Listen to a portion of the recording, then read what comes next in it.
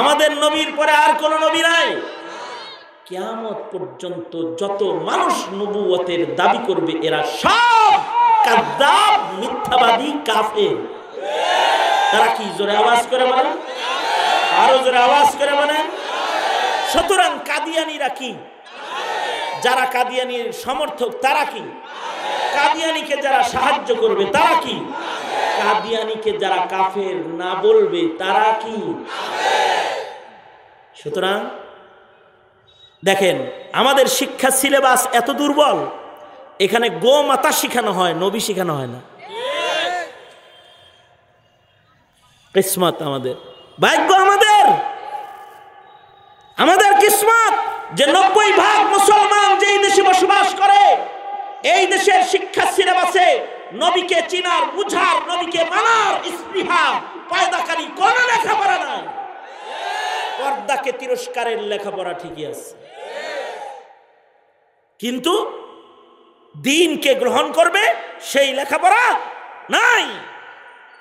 অপসংস্কৃতি শিখার আয়োজন আছে, ললিত কলা আছে, আল্লাহু আকবার, নারায়ে তাকবীর, আজানের ধ্বনি নাই, আজানও দিতে পারে না। মুসলমানের বাচ্চা আজান দিতে পারে না, না ইকামত দিতে পারে, না আজান দিতে পারে। মুসলমানের সন্তান কিন্তু ঢোল বাজাইতে পারে, কারণ ললিত কলা তো বাধ্যতামূলক। নাচতে পারে, ছেলে নাচে, মেয়ে নাচে, বাপও নাচে, মাও নাচে, নাচে, কারণ এটা তো ললিত কলা তো এখন প্রতিটি শিক্ষাঙ্গনে বাধ্যতামূলক প্রাইমারিদের। অথচ এই প্রাইমারিতে কালেমা বাধ্যতামূলক নাই, এরা কালেমা পড়া জানে না অনেকে। এই চ্যালেঞ্জ করে গেলাম, চ্যালেঞ্জ করলাম, এই সব কেরামান কাতিবিনদের সামনে চ্যালেঞ্জ করতেছি। আপনার গ্রামে আপনি ঘুরেন মৌলবী 3 জন নিয়ে, 50% বেশি সন্তান এমন পাবেন যারা কালেমা শুদ্ধ করে উচ্চারণ করতে পারে না।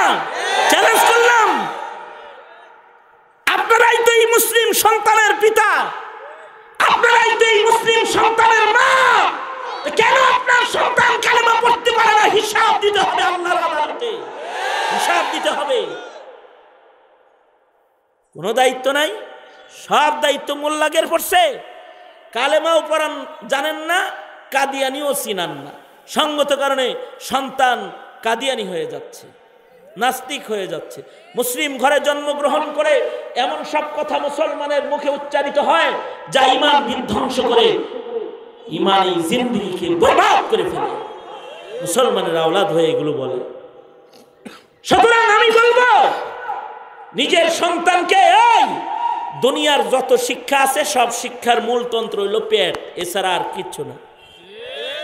ইসলাম এমন শিক্ষা, দ্বীন এমন শিক্ষা যে শিক্ষার মূল টার্গেট হলো ঈমান, আল্লাহ পর্যন্ত পৌঁছা, এটা হলো মূল টার্গেট।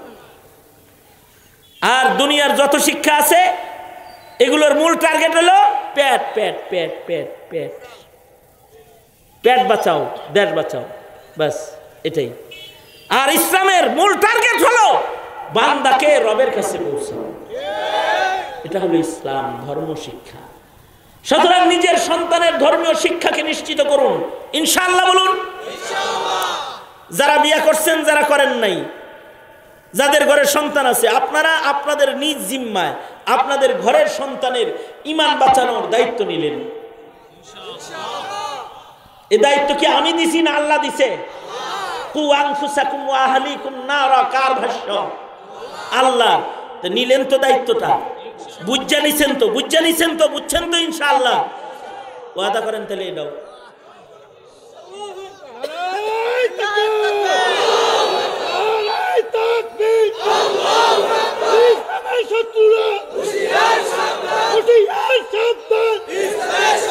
সোজা করেন, বলেন ইয়া আল্লাহ, আমরা এই মর্মে ওয়াদা করিতেছি আমাদের প্রজন্মের ঈমান রক্ষা শিক্ষা নিশ্চিত করব ইনশাআল্লাহ।